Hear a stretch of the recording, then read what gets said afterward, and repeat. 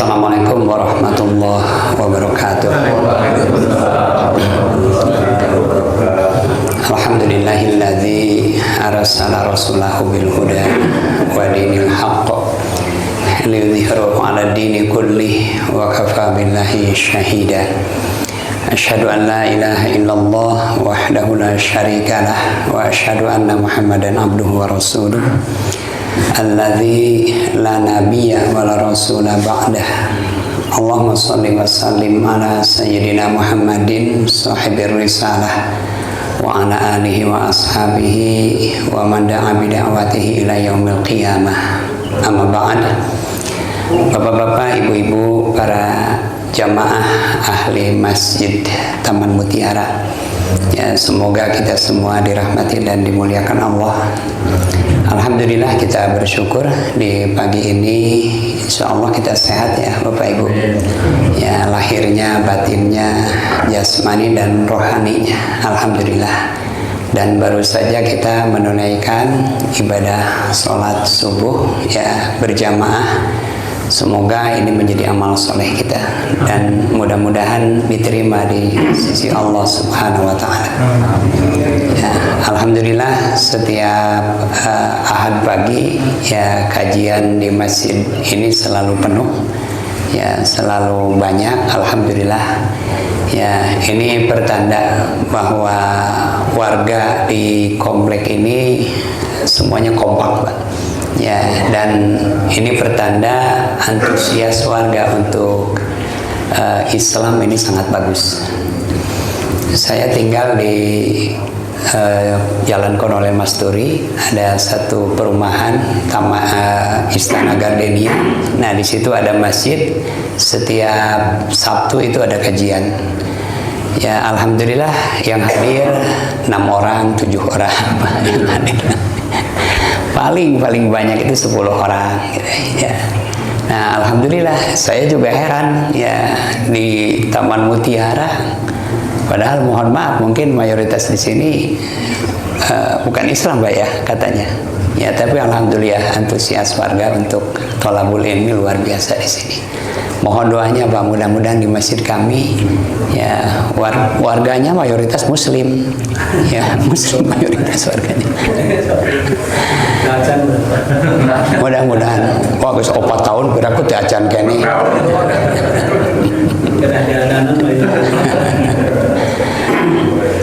Salawat dan salam semoga dilimpahkan Allah kepada Nabi kita Nabi Muhammad SAW, kepada keluarganya, sahabatnya, tabi'in, dan juga kepada kita semuanya yang menjadi umatnya sampai hari kiamat.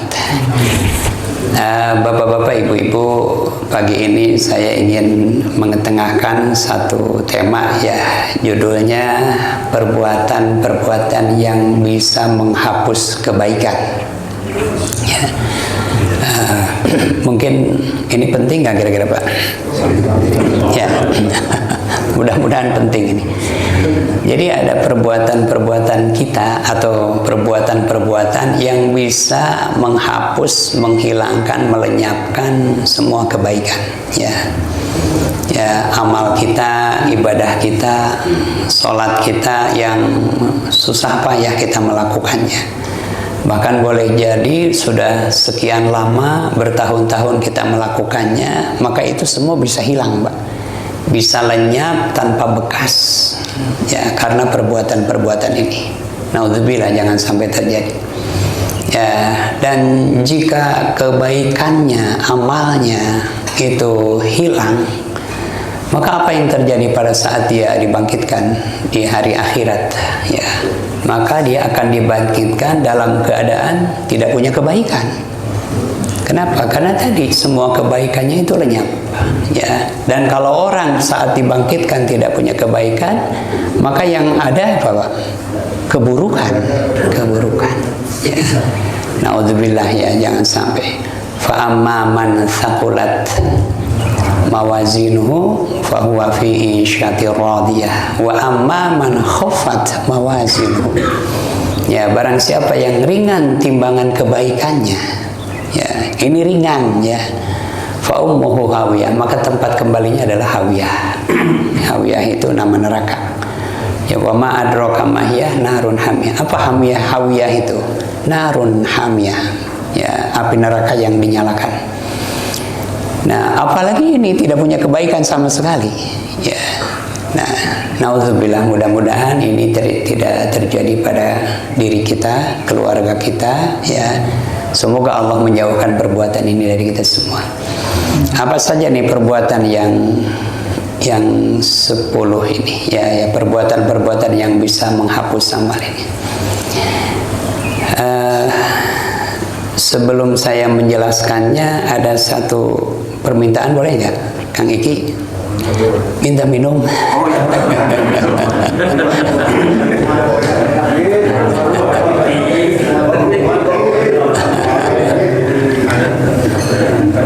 Kebetulan dari rumah belum minum.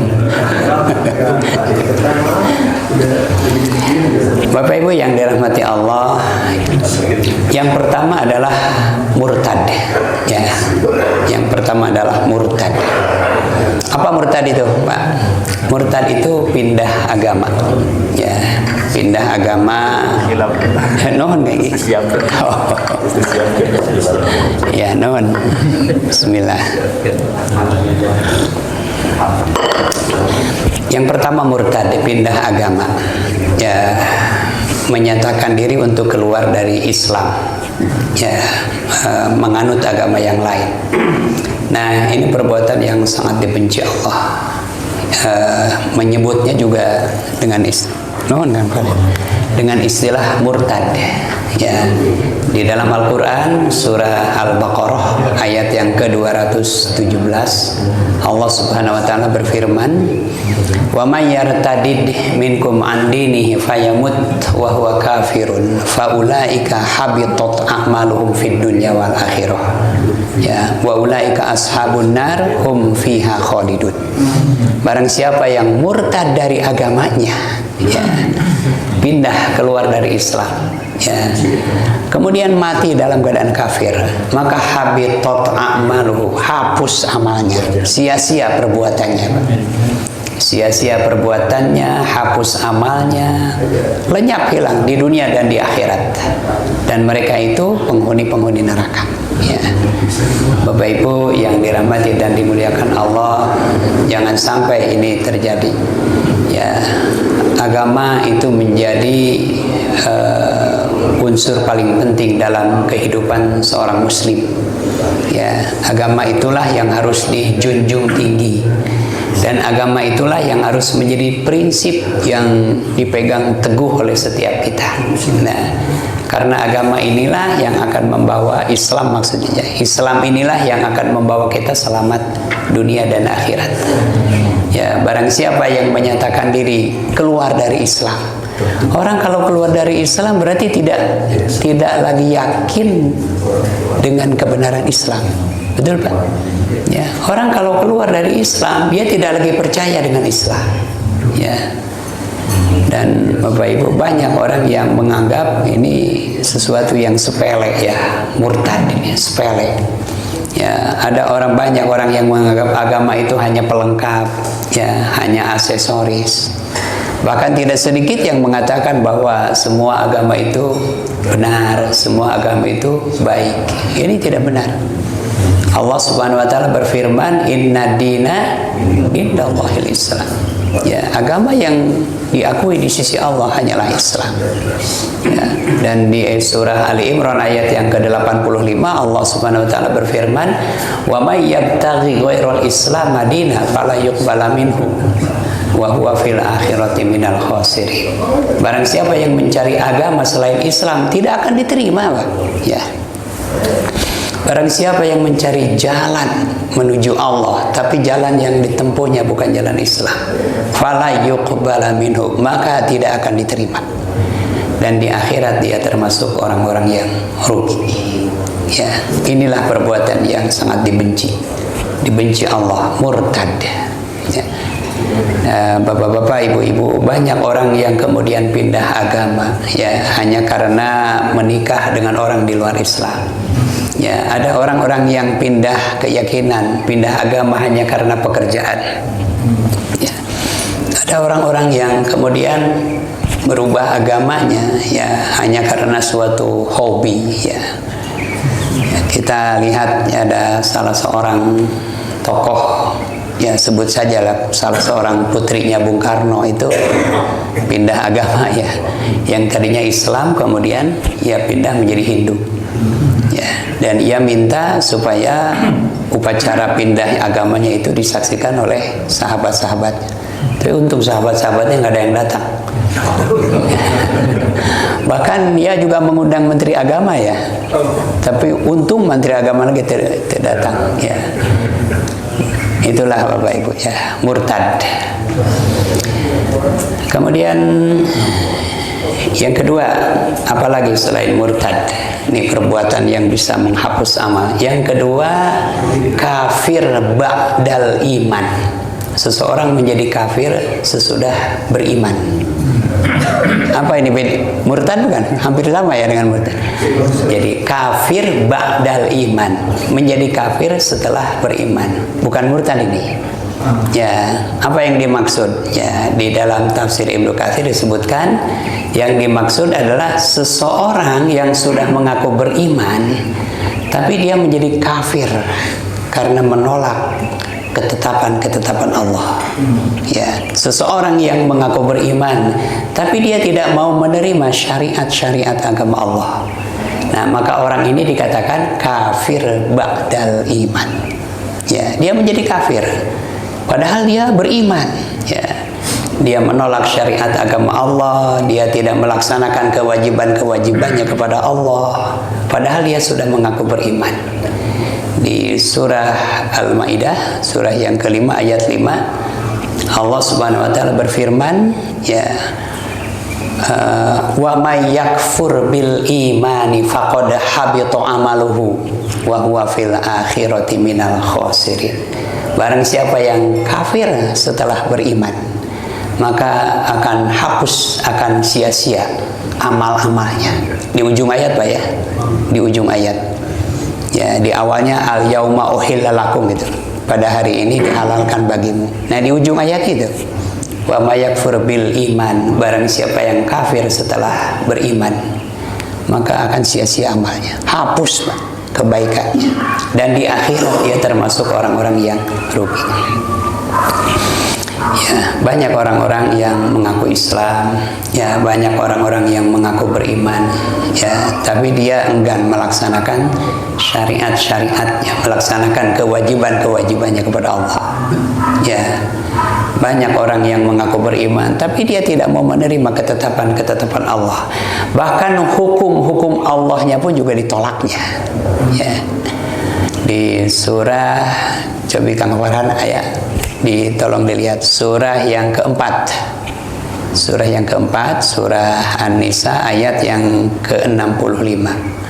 Fala wa rabbika. Ya. Tolong dibaca Kang Farhan. Bahasa Indonesia. Terjemahnya. Maka demi Tuhanmu, mereka tidak beriman sebelum mereka menjadikan engkau Muhammad sebagai hakim dalam perkara yang mereka perselisihkan. Kemudian tidak ada rasa keberatan dalam hati mereka terhadap putusan yang engkau berikan, dan mereka menerima dengan sepenuhnya. Ya, itu ayatnya. Fala wa rabbika la yu'minuna hatta yuhaqqimuka fi ma syajara bainahum. Mereka tidak dikatakan beriman, Pak. Ya, sebelum mereka menjadikan engkau Muhammad sebagai hakim di dalam perkara yang mereka perselisihkan.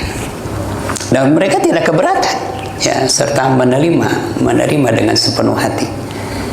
Menerima, tidak keberatan, menerima sepenuh hati apa? Ketetapan Allah dan Rasulnya. Jika tidak, ya, fala yu'minuna. Fala wa rabbika la yu'minun. Demi Tuhanmu mereka tidak beriman, ya, sebelum mereka menjadikan Rasulullah itu sebagai hakim. Ini yang kedua. Perbuatan ini bisa menghapus kebaikan, ya. Dan insya Allah Pak, sebagai seorang muslim tentu kita menerima semua aturan Islam. Sebagai seorang muslim, namanya juga muslim. Muslim itu apa artinya? Orang yang berserah diri, ya.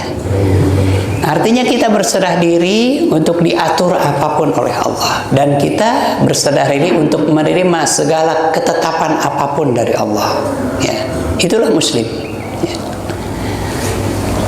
Yang ketiga, perbuatan yang bisa menghapus kebaikan adalah syirik, Pak. Syirik, ya. Apa syirik itu?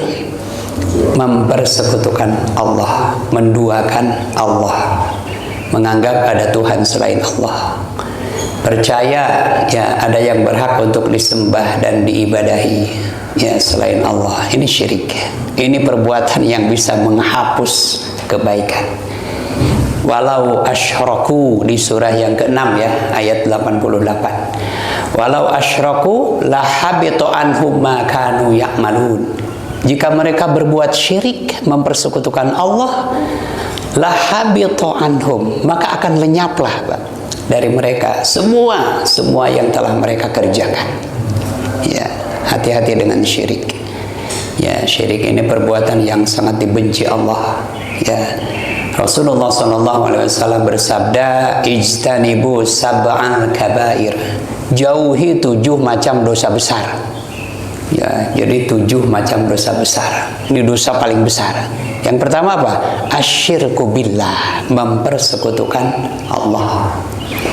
Ini dosa paling besar. Ya, bahkan di Quran surah yang keempat ayat yang ke-48 ya. 48 atau 43. Allah Subhanahu wa taala berfirman, "Innallaha la yughayyiru ma biqaumin." Maaf, innallaha la yaghfiru an yushraka bihi syai'a wa yaghfiru ma duna dzalika liman yasha. Ya, wa may yusyrik billah faqad iftara itsman 'azima. Ya, itu ayatnya. Ayat berapa? 43 ya? 48. 48, Pak. Ya.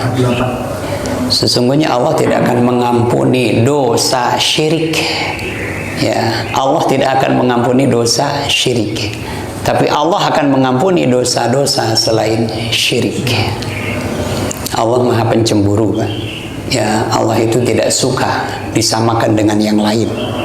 Ya, maka syirik itu perbuatan yang sangat dibenci. Ya, karena menduakan Allah.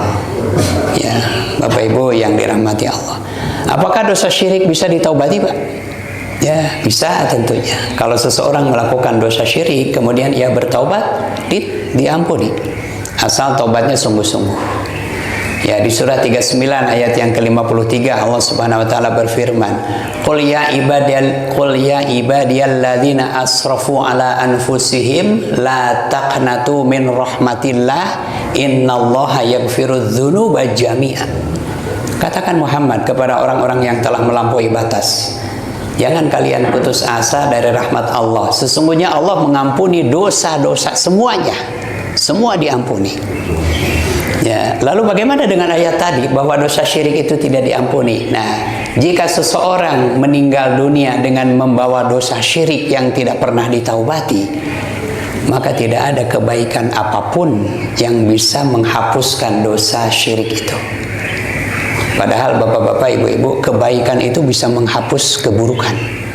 Ya, kebaikan itu bisa menghapus kesalahan. Ya, di surah 11 ayat yang ke-114 Allah Subhanahu wa taala berfirman, "Innal hasanati yudhibnas sayyi'at." Sesungguhnya kebaikan-kebaikan itu bisa menghapus keburukan. Ya, tapi syirik tidak bisa dihapus. Ya. Itu ayatnya. Syirik ada 2 Bapak Ibu, ada 2 macam dosa syirik. Yang pertama syirik uluhiyah, yang kedua syirik rububiyah. Apa syirik uluhiyah? Syirik uluhiyah itu menyekutukan Allah di dalam penuhanan, menganggap ada Tuhan selain Allah, ya, menganggap tadi ada yang berhak untuk disembah, diibadahi, atau dia menyembah Allah tapi dia juga menyembah yang lain. Percaya kepada Allah tapi dia juga percaya kepada yang lain. Ini syirik uluhiyah. Orang-orang Yahudi, orang-orang Nasrani, orang-orang Hindu, orang-orang Buddha, mereka melakukan syirik uluhiyah. Yang kedua syirik rububiyah. Apa itu? Menggantungkan kejadian kepada selain Allah. Itu syirik rububiyah. Ya, menggantungkan kejadian kepada selain Allah. Ya, orang-orang jahiliyah, ya, mereka dahulu apabila melihat ada rombongan burung terbang dari barat ke timur, ya mereka mengatakan ini pertanda datangnya keburukan. Ya. Tapi kalau mereka melihat ada rombongan burung terbang dari timur ke barat, mereka mengatakan ini pertanda datangnya kebaikan. Ya. Jadi digantungkan dengan burung. Ya, menggantungkan kejadian dengan apapun, Pak. Ya, dengan apapun selain Allah. Saya selamat dari musibah ini karena jimat yang saya pegang misalnya gitu. Ini syirik. Syirik rububiyah. Ya. Misalnya banyak itu. Bapak Ibu, saya pernah cerita enggak ya? Ayah saya itu orang Kuningan, Pak. Jadi suatu hari saya dapat undangan, ada saudara di Kuningan yang menikahkan putrinya. Saya diundang datang ke sana, kemudian nginap semalam di Kuningan. Nah, pulangnya saya dibekali nasi timbel, Pak. Karena pulang dari sana subuh, jadi mereka menyiapkan nasi timbel untuk bekal di jalan. Timbel, sambal, lalap, ikan mas digoreng itu, wah, Pak. Ya.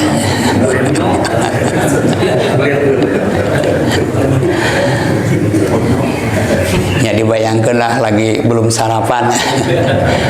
Nah, jam 9 itu saya tiba di satu lokasi wisata dekat Bendungan Dharma. Di sana kan ada namanya Waduk Dharma ya. Ya. Di situ ada tempat wisata namanya Dharma Loka, Pak. Nah, di tempat wisata itu ada kolam-kolam. Kolam-kolam ikan yang ikannya itu tidak boleh diambil, ya. Pernah dengar, Pak ya? Ikannya itu tidak boleh diambil. Kolamnya itu bening gitu. Nah, saya cari tempat untuk sarapan gitu. Terus gelar tikar, buka nasi timbel di pinggir kolam, Pak. Aduh, nikmat. Dengan keluarga, saya dengan keluarga. Nah, selesai makan, saya cuci tangan di kolam itu. Waktu cuci tangan, ada ikan-ikan yang nyamperin, Pak. Rupanya ikan-ikan itu jinak. Malah ada salah satunya ikan yang kecil sebesar ini, saya pegang itu, saya ambil itu, dia nggak apa-apa. Nah, ketika saya sedang mempermainkan ikan, tiba-tiba di belakang saya ada orang. Ternyata dia kuncen di situ. Ya, dia mengatakan, Pak, nggak boleh diambil ikan itu. Nggak, Pak, saya cuma megang aja. Memang kenapa, Pak, kalau diambil? Oh, Bapak bisa celaka katanya. Ya, kalau Bapak coba-coba ngambil, Bapak tidak akan sampai rumah katanya. Benar ini, Pak. Coba saja silakan. Saya ambil, Pak, itu. Coba saja katanya. Saya ambil, benar ini, nggak apa-apa. Iya, silakan aja. Kalau Bapak berani. Saya ambil, saya masukin kantong kresek, kasih air. Udah, saya bawa. Benar, Pak. Sampai Sumedang mati ikan itu, Pak. Benar, nggak sampai rumah.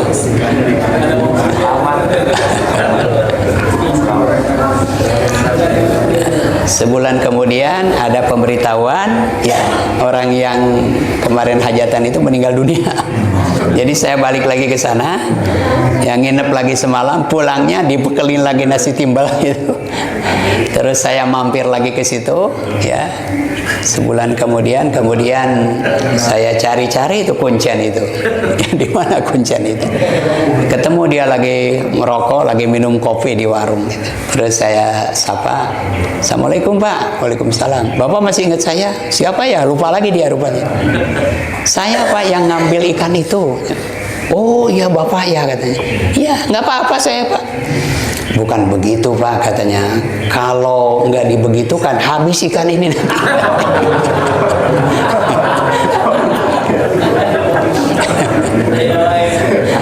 Jadi rupanya itu modus, Pak. Kalau habis nggak ada lagi orang datang ke situ. Nah itu bapak-bapak, ibu-ibu. Ya kadang-kadang kita terjebak oleh satu tradisi ya. Ya ada orang mengatakan, Pak kalau bapak lewat tempat itu ya harus bilang punten katanya. Ya kalau tidak nanti terjadi sesuatu. Jangan diturut itu Pak. Ya jangan diturut. Kalau kita ikuti dia, itu berarti kita syirik itu. Ya. Atau misalnya kita naik mobil kalau lewat satu tempat harus membunyikan klakson gitu ya, atau lempar uang itu jangan diikuti itu. Ya jangan, nanti kita syirik. Ya. Itu yang ketiga. Yang keempat ya mengingkari ayat-ayat Allah. Ya mengingkari ayat-ayat Allah, tidak percaya dengan ayat-ayat Allah, tidak percaya dengan kebenaran Al-Quran. Ini perbuatan yang bisa menghapus amal. Di dalam Al-Quran surah Ali Imran ayat 21 ya dan 22 Allah Subhanahu wa taala berfirman, innal ladzina kafaru bi ayatillah wa yaqtuluna an-nabiyyina bighairil haqq wa yaqtuluna alladzina ya'muruna bil qisti fabashshirhum bi'adzabin alim. Sesungguhnya orang-orang yang mengingkari ayat-ayat Allah, membunuh para nabi dan membunuh orang-orang yang menyerukan keadilan, maka beritahukan kepada mereka dengan azab yang pedih. Ulaikal ladzina habitat a'maluhum fid dunya wal akhirah. Mereka itulah orang-orang yang hapus amalnya, sia-sia kebaikannya ya di dunia dan di akhirat, dan mereka tidak akan mendapat penolong. Jadi mengingkari ayat-ayat Allah, membunuh para nabi, ya membunuh nabi Pak, ya seperti yang dilakukan oleh orang-orang Yahudi, dan membunuh orang-orang yang menyerukan keadilan, ya menyerukan keadilan. Mereka itu akan hapus amalnya sia-sia. Ya. Kemudian yang kelima, ya yang kelima perbuatan yang bisa menghapus kebaikan. Apa yang kelima? Yang kelima, seseorang bekerja hanya untuk dunia. Ya, seseorang bekerja niatnya hanya untuk dunia. Ya, Bapak Ibu, ini juga bahaya ya. Dia bekerja hanya untuk dunia. Yang terfikir di otaknya, di benaknya itu hanya dunia. Ya, bukan hanya bekerja, dia beramal pun hanya untuk dunia. Ya, ini orang-orang yang hapus amalnya. Ya, ada orang-orang yang begitu, Pak. Ada, sama sekali dia tidak terpikir untuk akhirat. Yang penting bagaimana dia mendapatkan kesenangan dunia. Yang penting bagaimana dia mendapatkan keuntungan dunia. Sama sekali dia tidak menganggap penting akhirat. Bahkan beramal pun, berbuat baik pun, ya, yang ada dalam niatnya hanya dunia. Ya, dia sholat, dia puasa, dia pergi haji pun juga hanya untuk dunia. Di Quran surah Al-Baqarah ayat 200 Allah Subhanahu wa taala berfirman, ya, wa minan nasi may yaqulu rabbana atina fid dunya wa ma lahu fil akhirati min khalaq. Ayat 200 itu hampir di ujung ayatnya ya. Dan di antara manusia ada yang berdoa, ya Tuhan, berikanlah aku kebaikan di dunia. Tapi wa ma lahu fil akhirati min khalaq. Tapi dia tidak mendapatkan bagian di akhirat. Ya. Jadi berdoa pun juga hanya untuk dunia. Ya, Bapak Ibu, jadikan amal kita, ibadah kita untuk akhirat kita. Ya, barang siapa yang menghendaki dunia, man aradad dunya fa alaihi dunya, wa man aradal akhirata fa alaihi dunya wal akhirah. Barang siapa yang menginginkan dunia, Allah berikan dunia. Tapi barang siapa yang menginginkan akhirat, Allah akan berikan kepadanya dunia dan akhirat. Ya. Ya, jadikan amal kita, ibadah kita semuanya untuk akhirat kita. Dengan cara apa? Niatkan semuanya karena Allah. Niatkan semuanya lillahi ta'ala. Salat kita ya.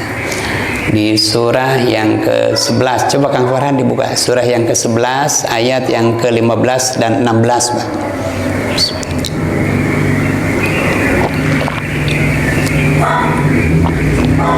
15 dan Ya, man kana yuridul hayata dunya. Barang siapa menghendaki kehidupan dunia dan perhiasannya, pasti kami berikan balasan penuh atas pekerjaan mereka di dunia dengan sempurna, dan mereka di dunia tidak akan dihentikan. Itulah orang-orang yang tidak memperoleh sesuatu di akhirat kecuali neraka, dan sia-sialah di sana apa yang telah mereka usahakan di dunia, dan terhapuslah apa yang telah mereka kerjakan. Ini Pak, sia-sialah apa yang telah mereka usahakan di dunia, dan hapuslah, ya, hapus apa yang telah mereka kerjakan. Nauzubillah, Bapak Ibu. Ya. Boleh kita minta dunia, Pak? Tentu boleh, Pak. Ya, boleh kita mohon supaya kita diberi kesenangan dunia, supaya kita dianugerahi rezeki yang lapang. Boleh, tapi mohonkan semua itu di dalam doa kita. Jangan ibadah diniatkan untuk dunia. Ya, kita berdoa. Bahkan di Quran ada satu doa. Doa mohon rezeki, dan ini doa yang paling bagus untuk meminta rezeki. Pak Asep mau doanya, Pak? Waduh. Di surah Al-Maidah ayat yang ke-114 ya. Ya. Wa qala al-Masih ibnu Maryam, Rabbana anzil alaina ma'idatan minas sama'i takunu lana idan li awwalina wa akhirina wa ayatan minka warzuqna wa anta khairur raziqin. Ini doa mohon rezeki paling bagus, Pak. Ya. Apaan hoyong rezeki, Pak Zed? Ya, diapalkeun.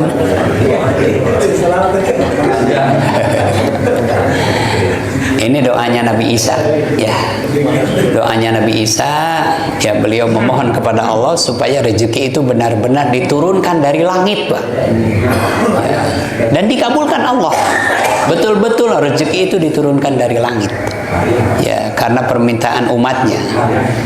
Jadi orang-orang Bani Israel yang hidup di masa itu, ketika mereka keluar di waktu pagi, ya tiba-tiba di pintu depan rumahnya itu sudah terdapat berbagai macam bahan makanan. Ya, jadi bahan-bahan makanan itu ditiup angin ke rumah-rumah mereka. Ya, dikabulkan Allah. Ya.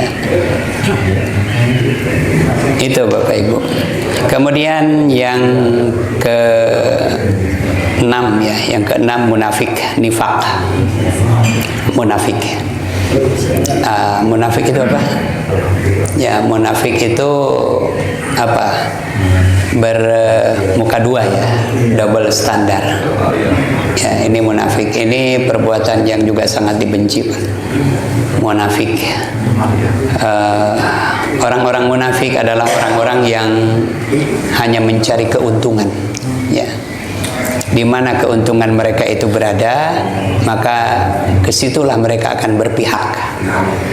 Ya, jika keuntungan mereka itu ada di pihak orang-orang Islam, mereka akan mengaku Islam.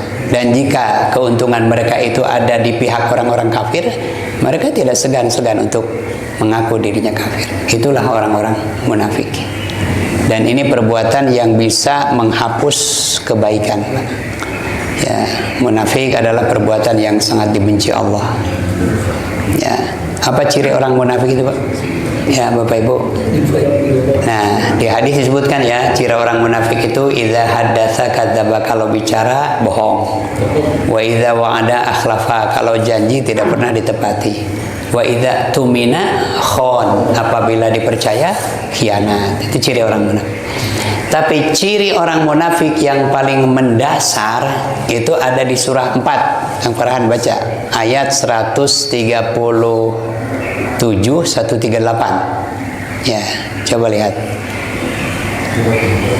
Surah 4. 137 Ya. Sesungguhnya orang-orang yang beriman, ini yang punya, sampaikanlah kabar kepada orang-orang munafik. Ayat berapa tuh? 138 ya? Gimana bunyinya? Alladzina yattakhiduna al-kafirin basyiril munafiqin. Itu basyiril. Coba dibaca itu. Ayat berapa itu? Ayat 138. Ya. Basyiril munafiqina bi anna lahum 'adzaban alim. Terjemahnya. Kabarkanlah kepada orang-orang munafik siksaan yang pedih. Ya, siapa orang munafik itu? Satu lagi.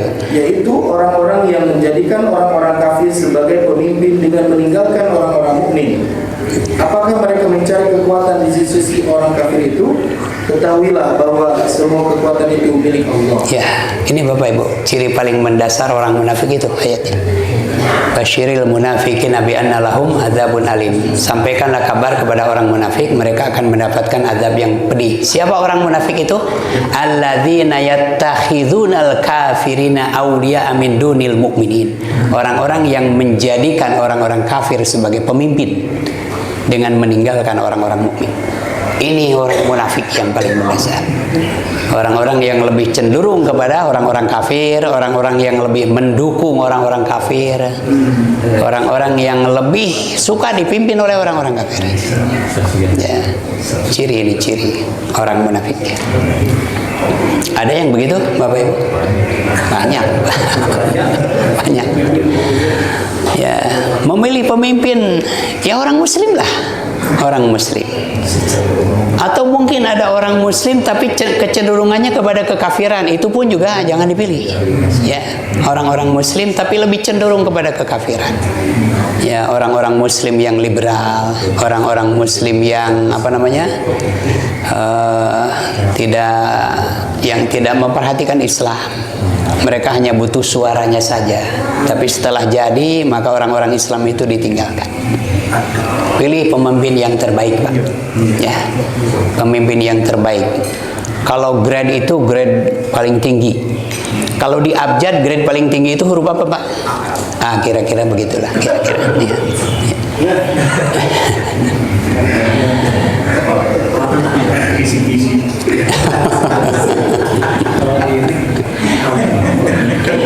Ya. Jangan diperpanjang berarti. Yang ketujuh, ya, apalagi perbuatan yang bisa menghapus amal. Yang ketujuh, mendustakan ayat-ayat Allah, mendustakan tanda-tanda kebesaran Allah, dan juga mendustakan adanya hari akhirat. Ya, ini mendustakan tanda-tanda kebesaran Allah, mendustakan, tidak percaya, Pak, dengan tanda-tanda kebesaran Allah. Bapak-bapak, ibu-ibu, ya, salah satu yang wajib dilakukan oleh orang-orang Islam adalah menghayati, merenungkan ya tanda-tanda kebesaran Allah yang ada di alam semesta. Ya, merenungkan bumi, langit, ya. Inna fi khalqis samawati wal ardi wa ikhtilafil laili wan nahar la ayat li ulil albab. Ya, sesungguhnya di dalam penciptaan langit dan bumi, silih bergantinya siang dan malam, itu menjadi tanda-tanda kebesaran Allah bagi orang-orang yang mau menggunakan akalnya. Tapi ada orang-orang yang tidak percaya bahwa ini adalah tanda kebesaran Allah. Ya, banyak orang-orang yang tidak percaya bahwa tanda-tanda ini bukan kebesaran Allah. Semua yang ada di alam ini bukan ciptaan Allah, tapi alam ini tercipta dengan sendirinya. Nah, orang-orang seperti ini hapus, Pak, hilang. Dia tidak percaya juga dengan adanya hari akhirat. Coba lihat di surah 7, pengabaran. Surah 7 ayat 147. Surah Al-A'raf, ya.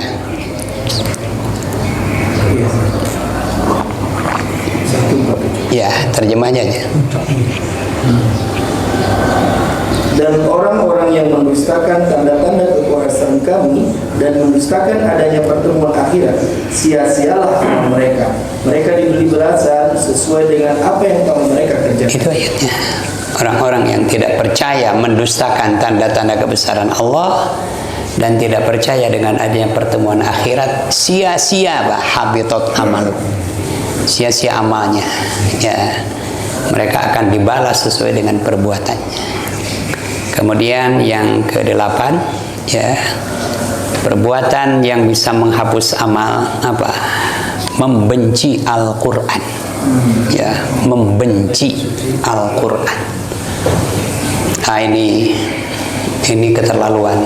Quran yang diturunkan Allah untuk menjadi petunjuk bagi manusia. Quran yang diturunkan supaya manusia punya tuntunan, Pak, ya, sehingga tidak salah jalan, tidak salah arah di dalam hidupnya, malah dibenci, ya.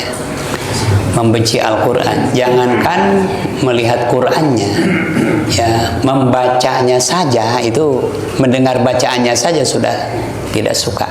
Ya. Ini perbuatan yang bisa menghapus amal. Padahal Quran itu menjadi sumber hidayah.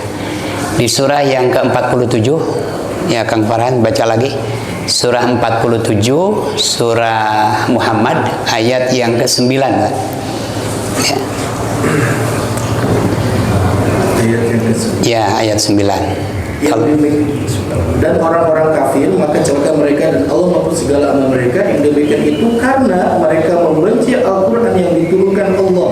Allah menghapus segala amal mereka. Ya, karena mereka membenci Al-Quran yang diturunkan Allah, maka Allah menghapus segala amal mereka. Ini Bapak Ibu, Quran itu menjadi sumber hidayah, ya.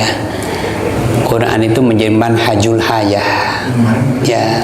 Quran itu menjadi jalan selamat bagi setiap orang Islam, ya. Bukan juru selamat, jalan selamat.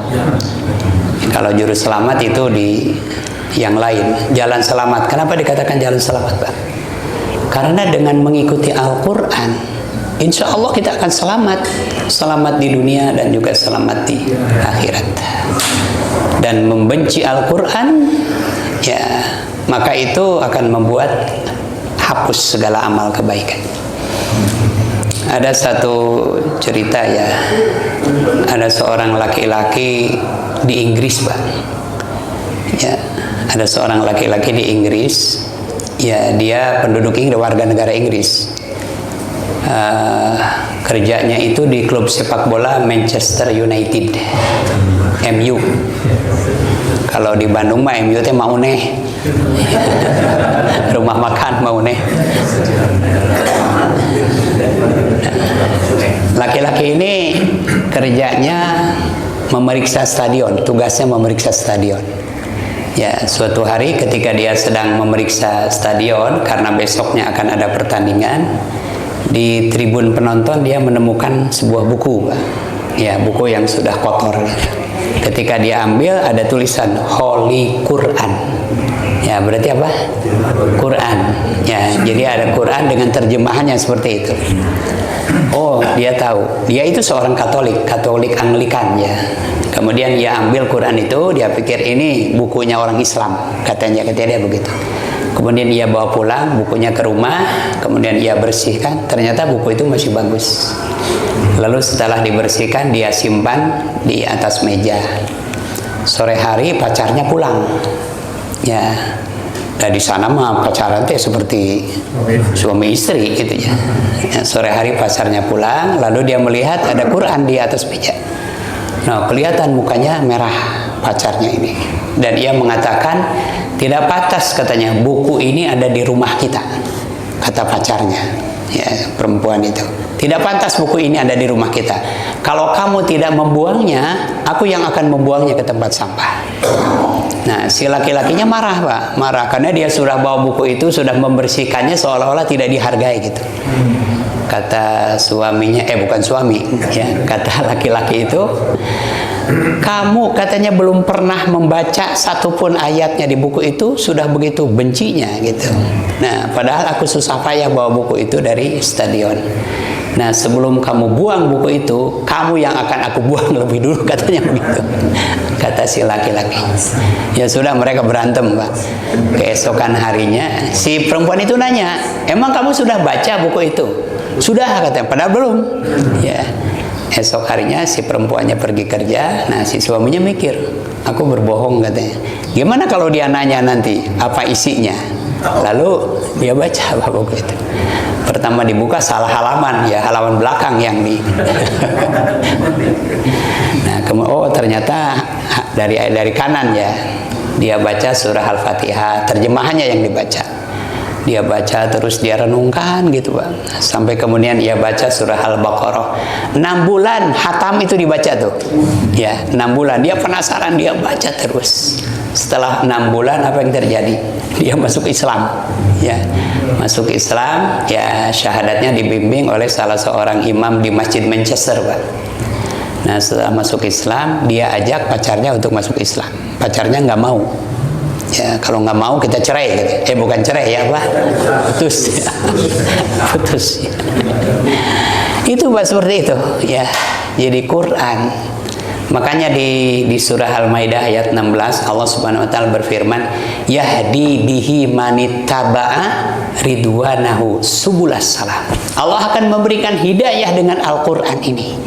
Allah akan memberikan petunjuk dengan Al-Quran ini orang-orang yang mengikuti keridhoannya ke jalan-jalan keselamatan. Ini Quran. Banyak orang yang tidak sengaja membaca Al-Quran kemudian masuk Islam. Banyak orang, ya, tidak sengaja membaca. Bahkan salah satunya itu seorang biarawati terkenal, Ibu Irene Handono. Ya, beliau masuk Islam pada membaca surah Al-Ikhlas. Ya. Ini Quran. Nah, jangan sampai dibenci ini Quran ini. Membenci Al-Quran itu bisa menghapus amal kebaikan. Yang kesembilan, Mbak, yang kesembilan perbuatan yang bisa menghapus amal adalah apa? Mengikuti apa yang dimurkai Allah dan membenci apa yang diridhoi Allah. Nah, itu balik ini. Mengikuti apa yang dimurkai Allah dan membenci apa yang diridhoi Allah. Ini juga bisa menghapus kebaikan. Ayat 28-nya, surah 47 ayat 28. Ya. Ya, ayat 28. Yang demikian itu karena sesungguhnya mereka mengikuti apa yang menimbulkan kebukaan Allah dan membenci apa yang menimbulkan keridhoannya. Ya. Sebab itulah Allah menghapus segala amal mereka. Ya, sebab itu Allah menghapus segala amal mereka. Mengikuti apa yang dimurkai Allah. Apa yang tidak disukai Allah, apa yang dimurkai Allah, itu malah itu yang diikuti. Malah itu yang dibesar-besarkan. Ya. Itu. Apa kira-kira Pak? Ari kana dangdutan mah semangatnya misalnya. Tapi ke pengajian sama sekali tidak tertarik ya. Itu Bapak Ibu. Yang terakhir riya. Riya. Ini juga perbuatan yang bisa menghapus amal. Riya. Apa riya itu? Pamer, Pak. Ya, pamer. Seseorang yang berbuat baik, niatnya pamer, ingin dilihat orang lain. Ini riya. Nah, perbuatan ini bisa menghapus amal. Di surah Al-Baqarah ayat yang ke-264, Allah Subhanahu wa taala berfirman, "Ya ayyuhalladzina amanu la tubtilu shadaqatikum bil manni wal adza kalladzi yunfiquna amwalahum ria'an nas." Ya, wahai orang-orang yang beriman, jangan kalian rusak pahala sedekahmu ya dengan menyebut-nyebutnya dan menyakiti hati si penerima. Seperti orang yang menginfakkan hartanya karena riya, karena pamer kepada manusia. Ya, maka hapus amalnya, rusak pahalanya. Ya, suatu amal, suatu ibadah jika dilakukan bukan karena Allah, tapi dilakukan karena ingin dilihat orang lain, dilakukan karena supaya mendapatkan perhatian orang lain, ini bisa hilang. Dan riya ini termasuk perbuatan syirik, Pak. Syirik ini. Kenapa? Karena dia beramal niatnya bukan karena Allah, ini syirik. Ya, tidak ada Bapak Ibu manusia yang paling rugi perbuatannya kecuali orang-orang yang riya. Susah payah dia beramal, ya, susah payah dia mengerjakan kebajikan. Dia harus bersedekah dalam jumlah yang cukup banyak, tapi dia tidak mendapatkan apapun ya dari apa yang dilakukannya. Kenapa? Karena amalnya hapus.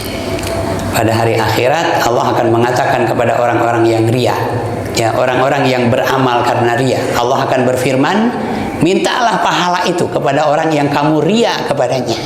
Ya, ini Bapak Ibu, rugi. Orang kalau riya misalnya, seorang imam ya, dia jadi imam sholat, di belakangnya ada banyak makmum.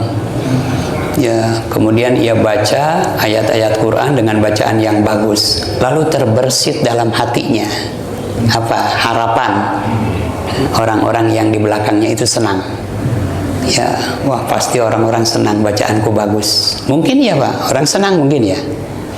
Ya, maka orang itu menjadi imam dengan harapan mendapatkan pujian. Apa dapat pujian nggak Pak? Dapat pujian nggak? Kalau ada yang muji Pak, ya, makanya orang ria itu paling rugi. Begitu selesai sholat, apakah setiap makmumnya datang satu persatu? Pak Ustadz, ini 1 juta buat Bapak, tadi bacaannya enak gitu. Apakah seperti itu?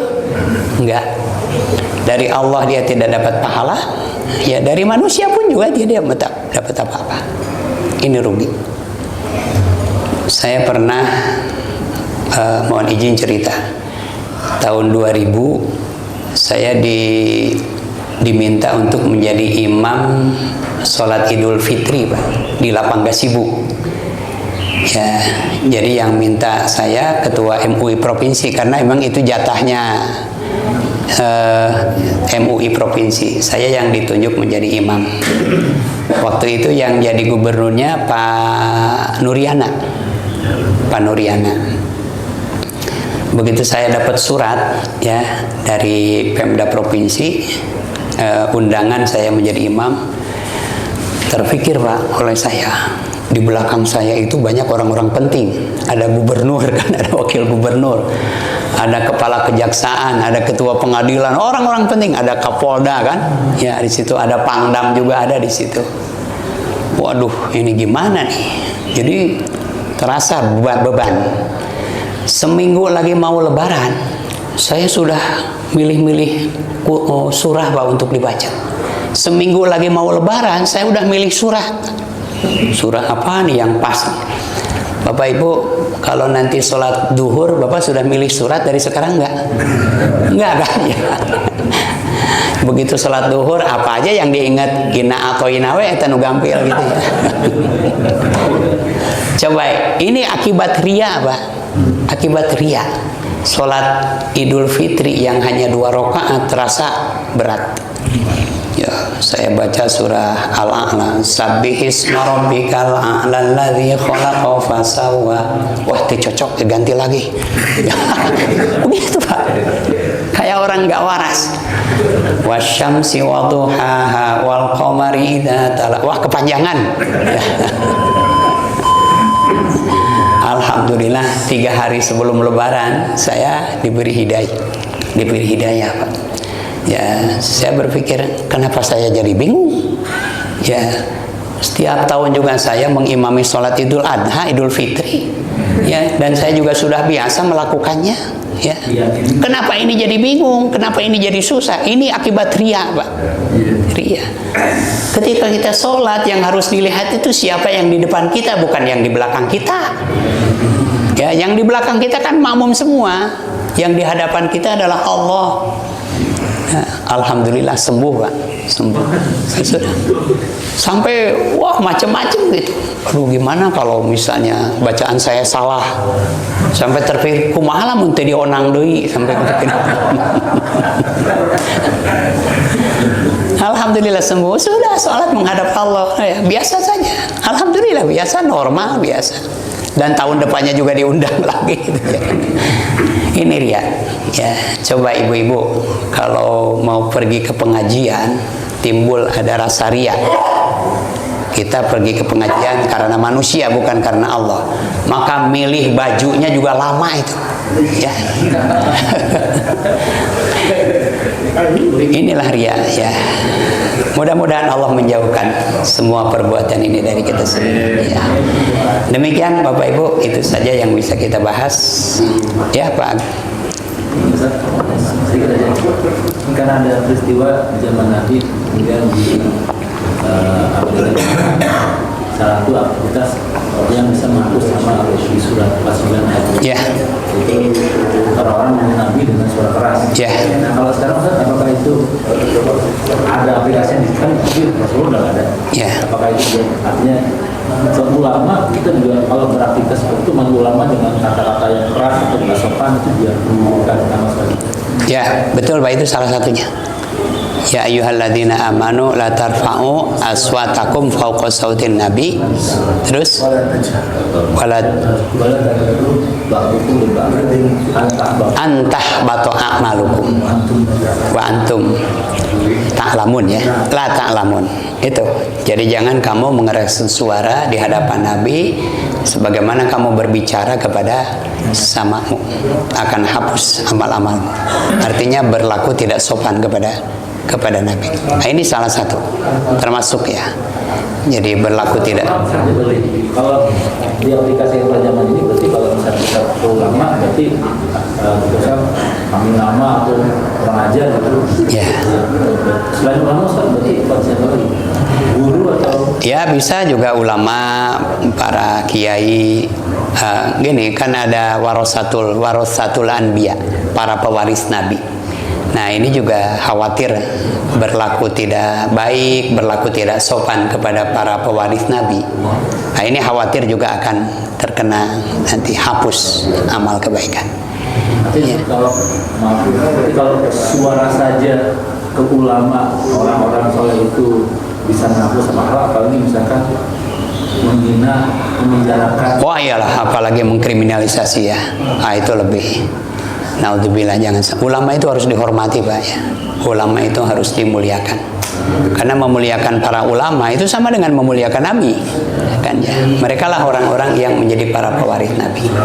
Betul, Agung. Itu salah satunya. Ya. Bukan ulama su tapi ya. Ulama yang betul-betul mewarisi ajaran Nabi. Ya.